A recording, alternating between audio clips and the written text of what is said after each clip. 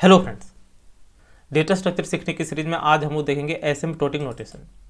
तो यहाँ पे हम लोग पढ़ेंगे big O notation, big omega notation और एक हमारा बिग थीटा नोटेशन। इसके अलावा और होते हैं जैसे कि लिटिल ओ नोटेशन होता है, लिटिल ओमेगा नोटेशन होता है। तो मेन हमारा होता है ये three notation, big O, big omega and big theta. तो यदि याद हो तो लास्ट वीडियो मैंने आपको बताया था टाइम एंड स्पेस कॉम्प्लेक्सिटी के बारे में। तो यहाँ पे मैंने आपको बताया था कि time and space complexity depend करता है कि आप इनपुट क्या दे रहे हो। जैसे जैसे आपका इनपुट इंक्रीज करता है आपका टाइम कॉम्प्लेक्सिटी इंक्रीज करता है। तो जो हमारा एसिम्प्टोटिक नोटेशन है वो टाइम कॉम्प्लेक्सिटी को ही फोकस करता है। इसका मतलब ये नहीं कि स्पेस कॉम्प्लेक्सिटी नहीं आएगा, स्पेस कॉम्प्लेक्सिटी या फिर अदर रिसोर्सेज वो भी काउंट हो जाते हैं, लेकिन मेन इसका फोकस होता है टाइम कॉम्प्लेक्सिटी।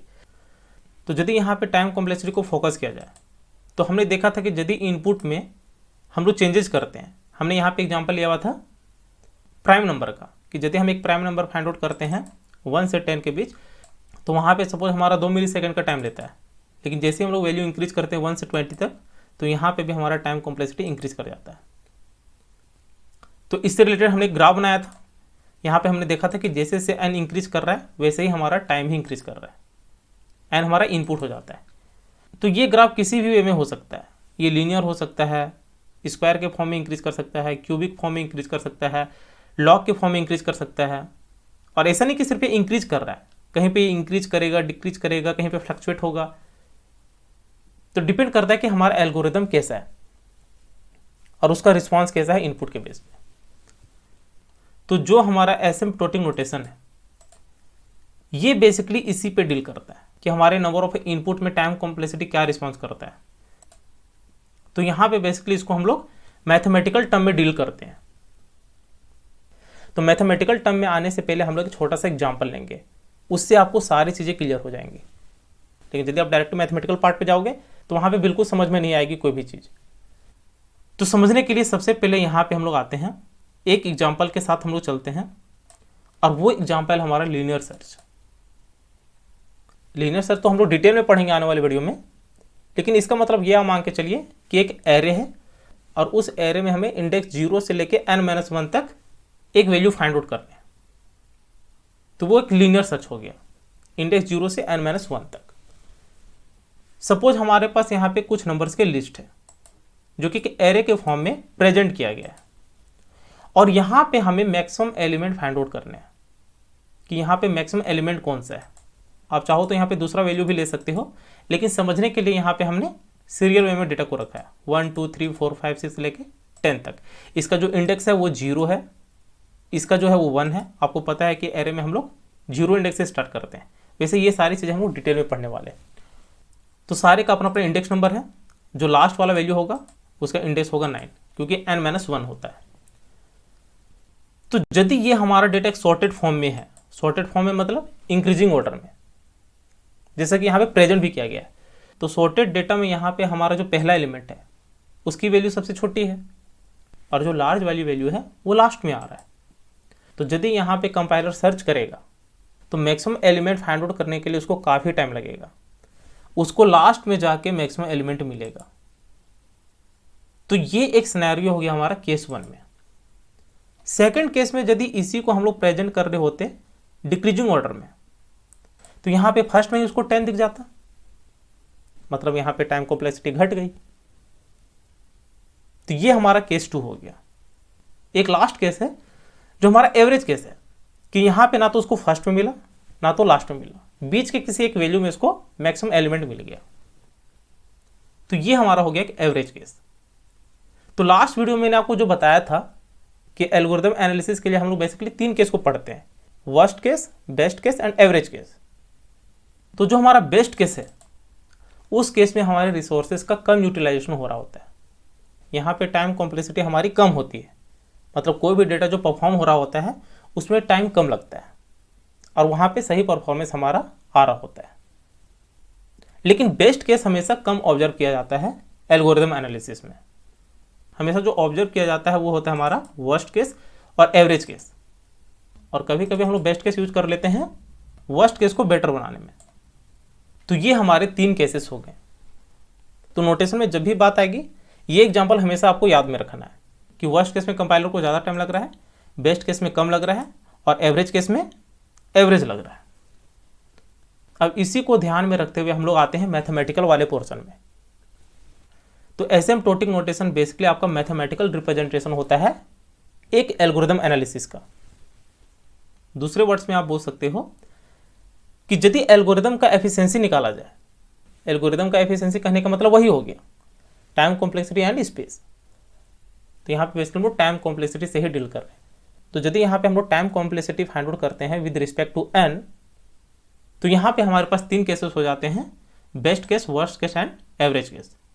तो इसी को हम लोग मैथमेटिकल फॉर्म में दिखाते हैं और इसी को आप बोल देते हो एसिम्प्टोटिक नोटेशन, जहाँ पे हमारे पास 3 नोटेशन होते हैं, big O notation, big omega notation और एक होता है बिग थीटा नोटेशन। इसका सिंबल ये होता है ओ, यहाँ पे ओमेगा होता है और यहाँ पे थीटा होता है। तो इसको हम लोग अच्छे से समझते हैं। सपोज हमने एक एल्गोरिदम बनाया, अभी जो सर्च वाला कर रहे थे उसी का एग्जांपल ले लेते हैं।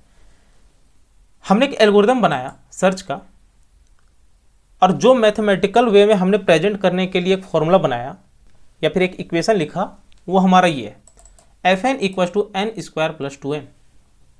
यहाँ पे n जो है वो नंबर ऑफ इनपुट्स है और fn जो है वो है हमारा टाइम। तो t इक्वल टू आप fn भी बोल सकते हो, जैसा कि यहाँ पे प्रेजेंट किया गया है।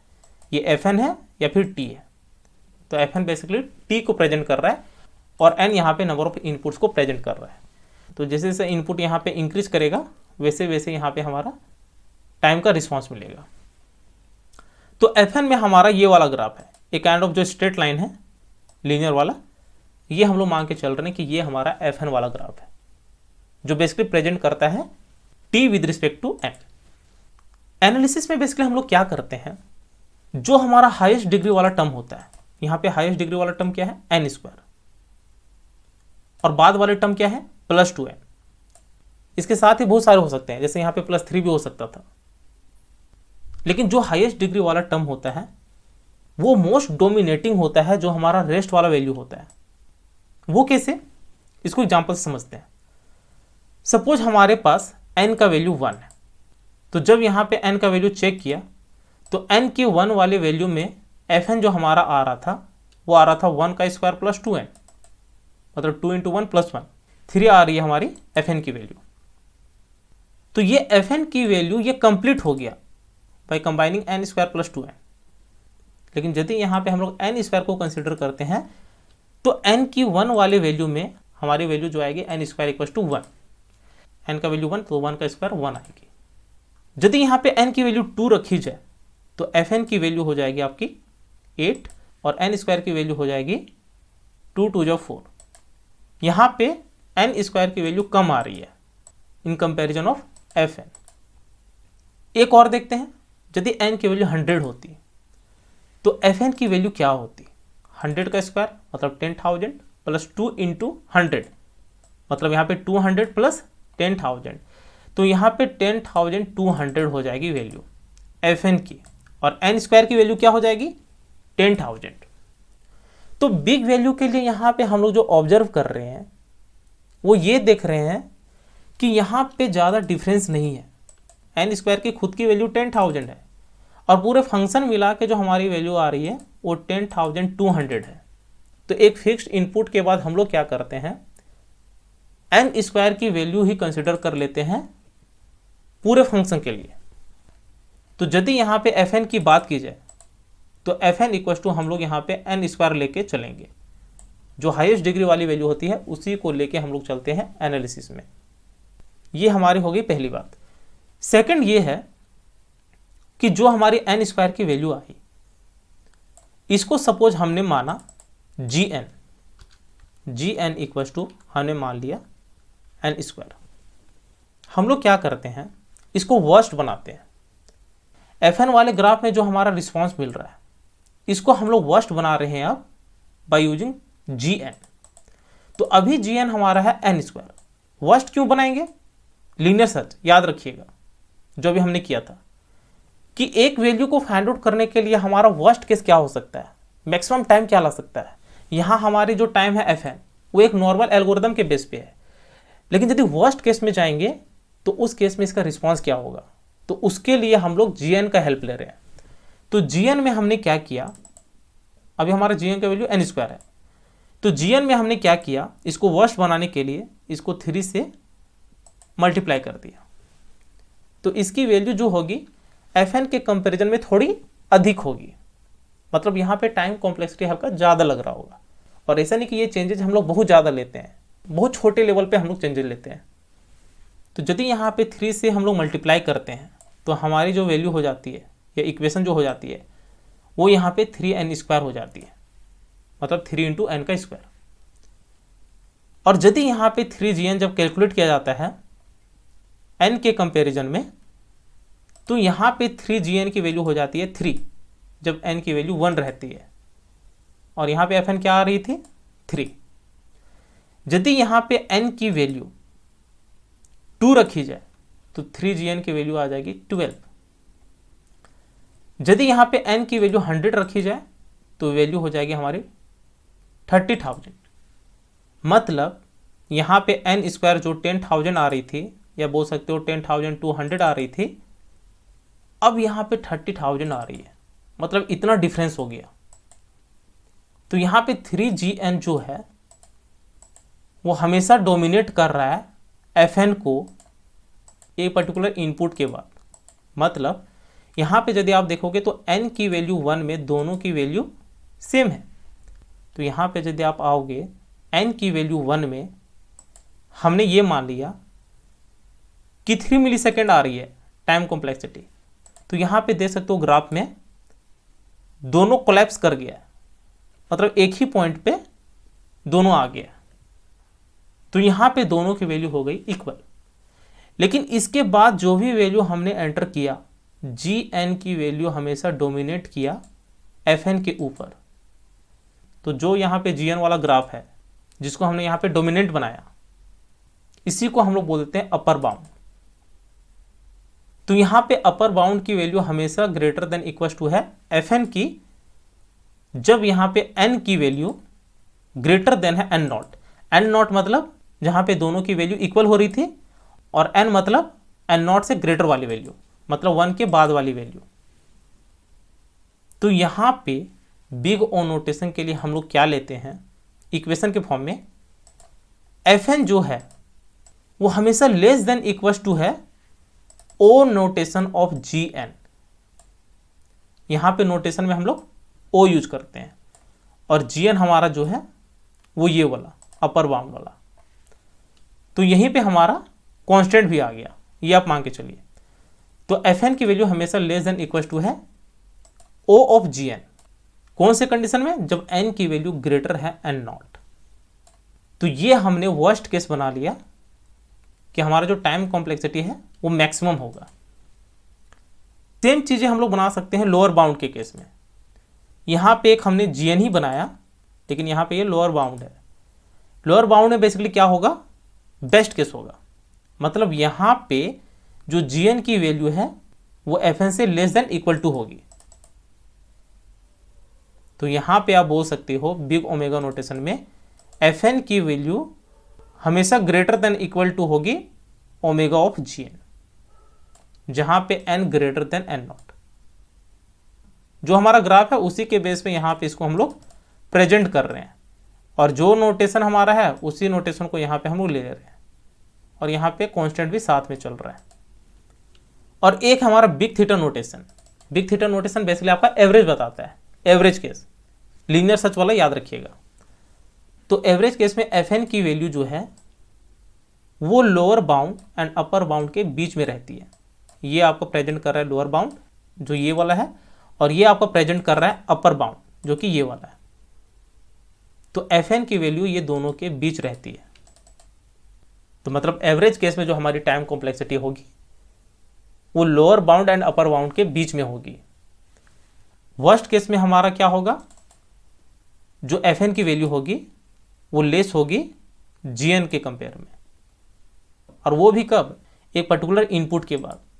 और वो पर्टिकुलर इनपुट यहाँ पे हम लोग ले रहे हैं n नॉट, और सेम हमारा हो जाएगा यहाँ पे ओमेगा। तो ये हो गया हमारा worst case, average case and best case. इसी को हम लोग एक टेक्निकल वर्ड में लिख लेते हैं जो कि प्योर मैथमेटिकल फॉर्म में होता है। वो सेम यही रहता है जो हमने यहाँ पे प्रेजेंट किया, लेकिन यहाँ पे हम लोग एक प्रॉपर स्टेटमेंट में लिखते हैं, या फिर बोल सकते हैं प्रॉपर मैथमेटिकल फॉर्म में लिखते हैं। तो देखिए यहाँ पे जो फर्स्ट वाला केस है वो है हमारा big O notation. Big O notation में हमारा क्या है, F N equal to O G N. बात का देखते हैं, जब यहाँ पे एक तो एन की value greater than N naught है, जो कि लास्ट में हमने ले रखा है, और यहाँ पे जब F N less than equal to हो सी ऑफ जी एन। फिर से यहाँ पे समझते हैं, एन की value greater than N naught हो, ये कंडीशन हो गया, और यहाँ पे जो इक्वेशन आ रही है हमारी वो F N less than equal to C G N. C मतलब वही कांस्टेंट जो हम लोग ले रहे थे, और यहाँ पे सी की वैल्यू हमेशा ग्रेटर देन जीरो होगी, जो यहाँ पे कांस्टेंट हम लोग ले रहे हैं जी एन के साथ, यहाँ पे वो हमेशा यहाँ पे कांस्टेंट वैल्यू होती है और वो ग्रेटर देन जीरो होती है। तो वही यहाँ पे हमने प्रेजेंट किया हुआ है ये वाला। तो वही यहाँ पे ये बोल रहा है कि O G N equal to F N है when there exists c greater than 0 and n not such that fn less than equals to c of gn।